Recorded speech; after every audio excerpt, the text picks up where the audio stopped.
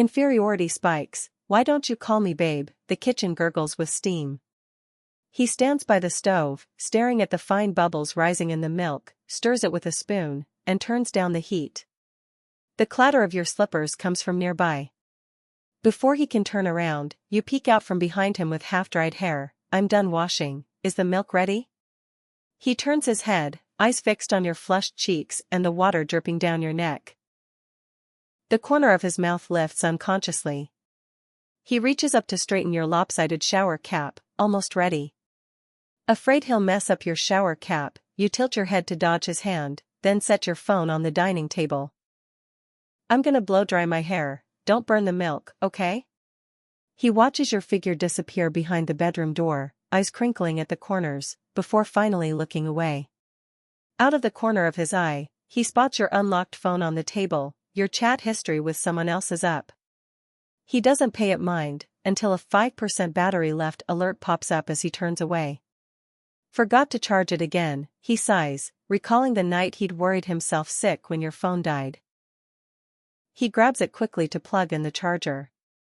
Glancing down, your chat with your best friend flashes into view. Babe. What are you wearing to our date tomorrow? Check out this new dress I bought. Your reply, babe, that'll look so good on you. The chat background is a selfie of you and your best friend, arms slung over each other's shoulders, making heart signs at the camera. His fingers pause. On impulse, he exits your chat with your best friend and swipes to his pinned conversation, yours. He opens it, only a landscape photo, a sunset over the beach, greets him. Scrolling down the chat history.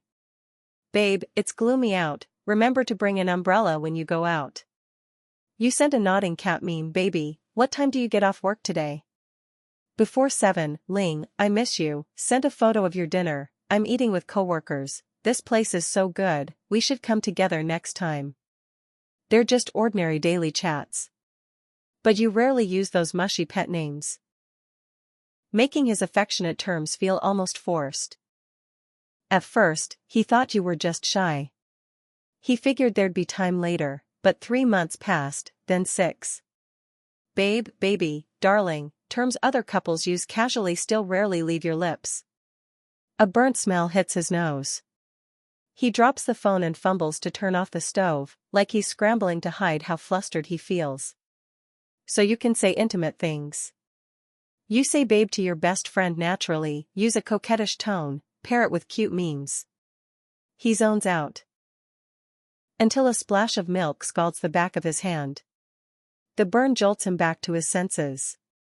Right. Maybe it's not about the pet names. Maybe it's something deeper. Does the love you give him run thinner than what you give others? Looks like everyone else gets to be babe, except me. He mutters to himself. Why's it burnt? You rush over, drawn by the smell. The ends of your hair are still half dry, falling limply by your shoulder. It's fine, I just turned the heat up too high. He stares down at the stove, wiping it, too nervous to meet your eyes. You notice his hand hanging awkwardly at his side, faint red burn marks dot the back. How'd you be so careless? You hurry to grab his wrist, leading him to the sink and turning on the cold water over the burn. He turns to look at your focused profile, noticing the damp ends of your hair still stuck to your neck. It's really okay, go dry your hair so you don't catch a cold.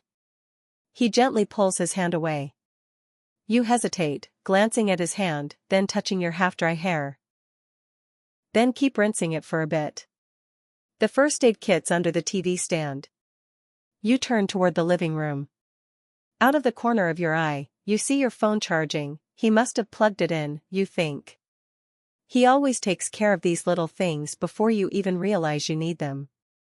This steady, quiet thoughtfulness fills your life like air, so easily overlooked, yet always there. Remembering you hadn't finished chatting with your best friend, you reach to unplug the charger. When you pick up the phone, the screen is still on, but the chat open is yours and his. You can't tell if it was an accident or if he opened it, he never looks through your phone. That trust is why, even if you're curious, you resist the urge to snoop through his phone. Unable to make sense of it, you just unplug the charger gently. confused, but deciding to dry your hair first. What you don't know is that he'd already turned down the water, holding his breath to listen for your movements.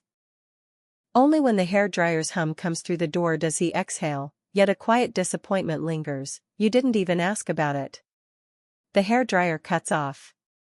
You step out of the room to find him kneeling by the TV stand, first aid kit open, staring blankly at the meds inside. Hearing your footsteps, he stands up. I'll reheat the milk, go rest first. You sense his off mood but can't figure out how to ask. No need, are you okay? Did something happen? He shakes his head, amused at himself. Flustering over a pet name, burning your milk, now moping here. You see he doesn't want to talk, but before you can press, he says, "Wanna try that new dairy shop tomorrow? I heard their ingredients are great." You blink, confused. You told him your plans just yesterday. Wait, I'm going out with my best friend tomorrow, remember? Oh right, he looks down, fumbling with an ointment in the kit, picking it up, then setting it down. Then, will you be back for dinner tonight?